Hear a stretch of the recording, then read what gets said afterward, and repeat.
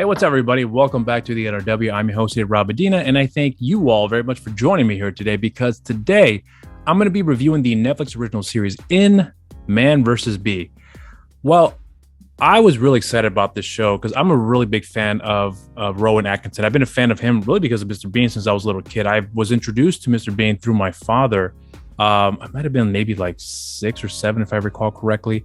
And I remember also watching the Rowan Atkinson's live special that we saw on VHS, and I thought it was hilarious. Even though at that time there's certain things I just didn't get, but I got his humor for the most part, and it was all because of what I saw in Mr. Bean. And throughout the years, I've always been a fan of him as the character, and just a fan of Rowan Atkinson in general because I love his form of comedy. I loved Rat Race. I loved Four Weddings and a Funeral. He had a scene in there. I did grow up watching a little bit of Blackadder, not a whole lot of it, but the episodes I did see, I did rather enjoy. But for whatever reason, just never went back to watching it. But I did remember liking them a great deal, especially since he was in it. And even Hugh Laurie, who was famous for playing the character of House here in the States. But I've had a very long history of being a big fan of Rowan Atkinson when it came to his work. I actually did enjoy both Bean films. I thought Mr. Bean Holiday was a much better film than the first one. I did actually enjoy the first film too. So hearing that he was going to be doing a Netflix original series, I was all in. And even though the premise on paper sounds kind of ridiculous, but I trust Rowan Atkinson and his team when it comes to the comedy that they're going to be doing here. So I'm really excited about getting into this review here because I honestly never thought I would ever be doing a review for a Rowan Atkinson TV show outside of maybe of Mr. Bean. But here we are. So of course, I'm going to get into the plot synopsis. I probably won't get into a lot of spoilers here because I think that a lot of things that occur in the show is probably left to be unsaid for you to really enjoy it if you have not seen it yet, which I highly do encourage you guys to check out. And of course, I'll get into my positives, my negatives, and then my rating. Doting dad Trevor Bingley arrives at the couple's lavish home to house sit while they're away. A bee follows closely behind, and the battle begins. And that right there is the show in a nutshell. So now let's get into my positives. My first positive with the show is actually with the comedy. I did thoroughly enjoy the comedy in the show. I will be honest and say that I remember at one point I was thinking that the jokes were probably going to become pretty redundant after the first couple of times, but each time it actually got funnier and funnier for me. Sometimes it was funnier than other moments, but it definitely worked for me.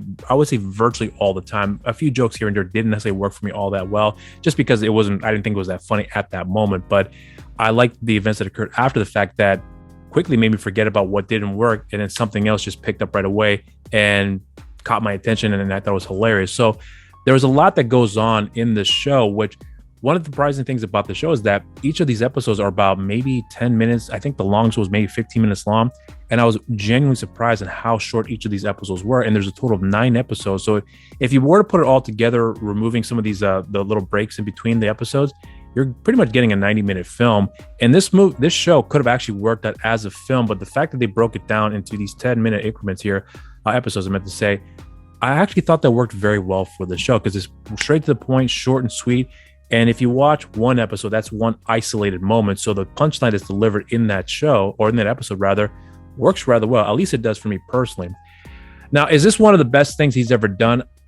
It's hard to say. I'm going to say no, but it was still very, very good. This is a very well thought out story that we're getting here in this film because, as I mentioned before in the plot synopsis, the bigger story is really about Trevor, played by Rowan Atkinson, trying to get back or trying to make things right with his daughter and also his ex-wife who are going through a divorce because he has a very bad history of just letting little things bother him and get to him and then consuming him, where it clearly destroyed his marriage, but not the relationship that he has with his daughter, who still very much is has a really good standing relationship with him, which I thought was quite beautiful. There's none of that stuff that we've seen before where they're trying to patch up a broken relationship, at least in this case with the children. In fact, it's the total opposite that what I actually did appreciate, because there's not a whole lot of baggage with the show that probably could have held back a little bit of what the narrative was trying to go for here. But as far as the character of Trevor, played by Rowan Atkinson, I will say that this is nothing we haven't seen him do before, but when he does this stuff, he is so good, and he's quite frankly one of the most. He's one of the best at what he does when it comes to the physical comedy, a lot of the funny faces he makes. Because when you see him in real life, not that I've talked to before, but I was going to say, when you see him in real life in interviews, he's actually very serious. He's a very well composed man. Doesn't have that those Mr. Bean mannerism. A lot of the characters he plays, such as Johnny English in this case, as well as Trevor, he's pretty well composed and very well collected as well too. And it was something that I remember as a kid when I first saw him being interviewed, that I was just blown away that the guy that I watched on TV is not that man in real life.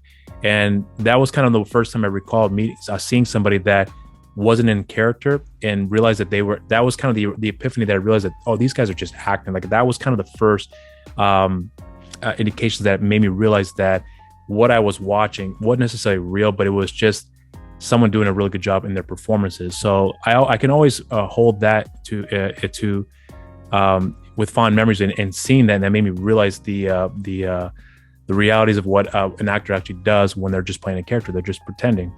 But when you watch this character in Trevor that Rowan plays here in the show, I actually do believe that even though what you see in the show where he's playing a comedic character, which he does so flawlessly, in my opinion, but there's a lot of depth behind that character as well too, simply by the facial expressions and the body language, and then just the awkward situations that he more or less kind of is in and puts himself through.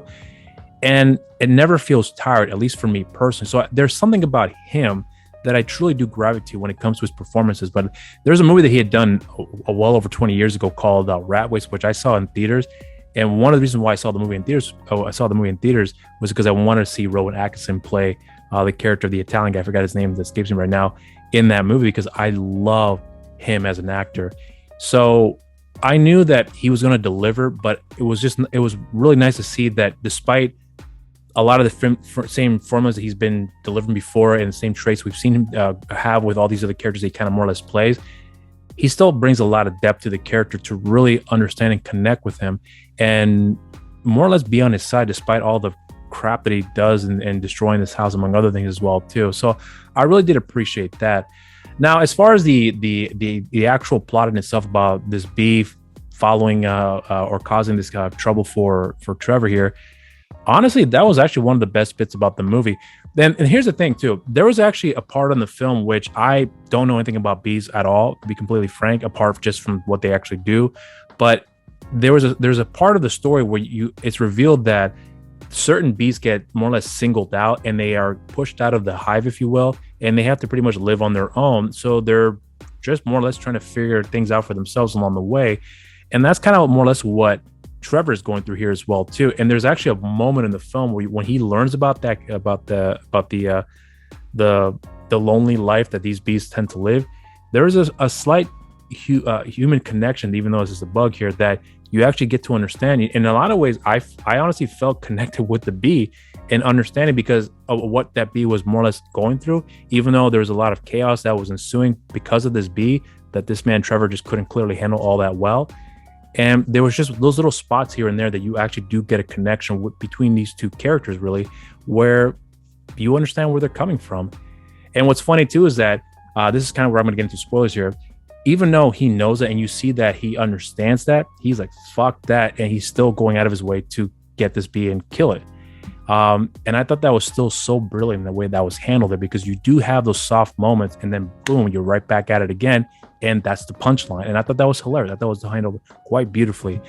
Now, as far as the other elements of the story is concerned, especially with the relationship between Trevor and his daughter, I actually did like that. Now, there wasn't a whole lot of that in the film in terms of really getting really in depth about the relationship, but it was just enough for you to get an idea of what's going on, straight to the point. And there's really not a whole lot you need to know about their relationship, really, other than they still clearly care for one another. He still is always looking out for his daughter, of trying to find time to spend with her, so that way they could still have that connection with each other.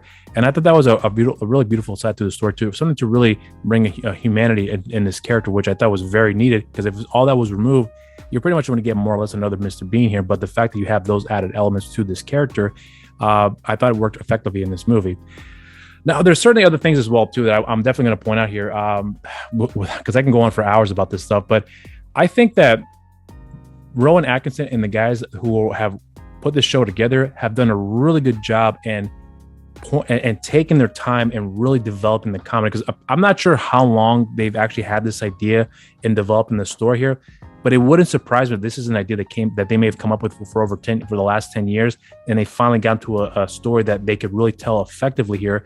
So that way, when you have all these punchlines delivered throughout the series or throughout each episode, and getting the final punchline at the very end of the episode or the season rather, you can tell that they've really done their due diligence in trying to make sure that every single beat that you get in each of these episodes worked effectively, so that when you get the next beat that comes through, it doesn't feel redundant. It doesn't feel like it's been overused, or that it's overstaying its welcome, if you will.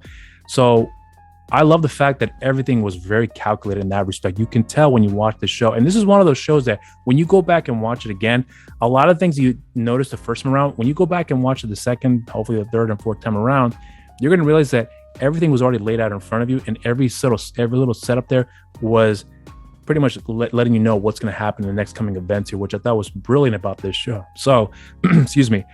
I think right now, that's going to be the end of my positives. So now let's get into my negatives. You know what's funny? When I was thinking about a negative for this show, I really couldn't think much of really any negatives that come to mind right now. I mean, I will say that I mentioned earlier that there were certain comedy beats that didn't work for me. And it's funny because when I went back to watch the show again, the things that worked very well for me the first time around actually worked better the second time around. Because like I said before, you have everything's laid out for you, and you can actually see everything leading to the next set of events that occur because it's pretty much given to you, but you don't notice it at first upon the first viewing.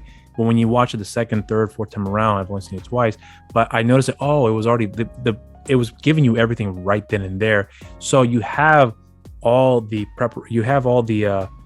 answers pretty much given to you, pretty much sprinkled out throughout the entirety of the episode that will lead into the next one and so on.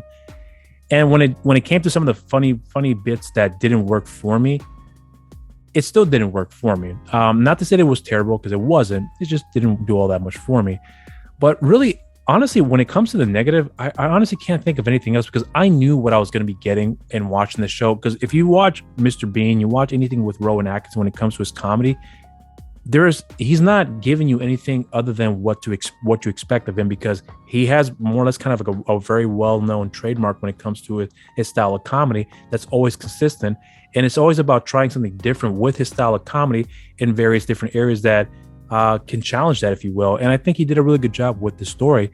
So I don't really have any really major negatives other than the fact that certain jokes didn't work for me.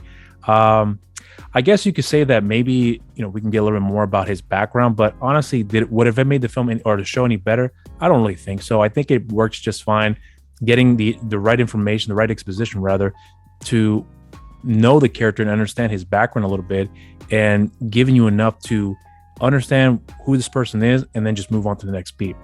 And I think that show did really well in that regard. But otherwise, as far as the negatives are concerned, I don't really have anything else, because I knew what I was expecting. I was just hoping that the jokes would work and that it wouldn't be worn out as the story progresses from there. But in fact, it just kept getting better, and each one was just getting funnier and funnier, in my opinion. So if you're not a fan of Mr. Bean, you don't like that type of humor, I can surely understand that you're not going to be a big fan of this here. But quite frankly, I knew what I was walking into, and I got what I wanted and then some. And I enjoyed the show a great deal. So I guess it's not the best way for me to end the negatives here, because I didn't really have that many negatives I could take away from, other than certain jokes didn't work here and there. But that was kind of far in between as far as I was concerned. But that is going to be it for my negatives. So now let's get into my rating. I really did like this show. I didn't love it, but I think in time, when I go back and watching the show over and over again, because I do plan on going back and revisiting this show, I think I will come to really love this show in time. But despite the fact that, I don't have that same affection like I do for Mr. Bean series, and the live action one and the cartoon series, which I own both DVDs for, and the entire series, including the 2 films as well. So I own those on Blu-ray, because I just love the character of Mr. Bean. But I'm a huge fan of Rowan Atkinson. He's a truly a comedic gem, in my opinion. And what's funny too is that for some reason, I thought this was gonna be more geared toward like a PG-13 type of audience, but this is actually a family show, believe it or not, and it was actually really good too. There are certain humors that does have a bit of that adult humor in there, but this is a show that you can watch with kids, and I'm hoping that one day I can show this show to my nieces, because my son saw it, and I knew he was gonna like it, because he's a big fan of Rowan Atkinson. But I'm hoping I can show it to my nieces and they'll watch this show and they'll think it's hilarious. And that way that when they do see Mr. Bean, which I believe they may have seen, I don't recall off the top of my head here, but they'll recognize his role in his face and they'll realize, oh, it's the funny guy from this show, and watch Mr. Bean. I think they'll be gravitating to the sense of humor that he brings with the shows that he does and the films as well too, because he's one of the best to ever have done it, in my opinion. So I'm going to say that as far as the rating for the show is concerned, I'm going to give the show a solid cheers. And those are my thoughts on Netflix original series, Man vs. Bee. And if you have seen the show, let me know what you guys think in the comment section down below. And if you haven't done so already, subscribe to the channel. Make sure you share or like our videos and also hit the notification bell while you're down there. And we also have social media for the NRW as well. On Instagram, New Release Wednesdays. On Twitter, @the NRW. And on Facebook, Nerds Rule the World. And I also have a social media accounts myself too. On Instagram and Twitter, Mr. Rob Medina. And on Facebook, simply just Rob Medina. And I have a show on the channel called You're So Cool with Rob Medina. And I have social media for the show as well too. On Instagram, You're So Cool with Rob Medina. And on Twitter, You're So Cool WRM. And I want to thank you all very much for joining me here today. I hope you guys enjoy the review. And until next time, stay safe out there and cheers.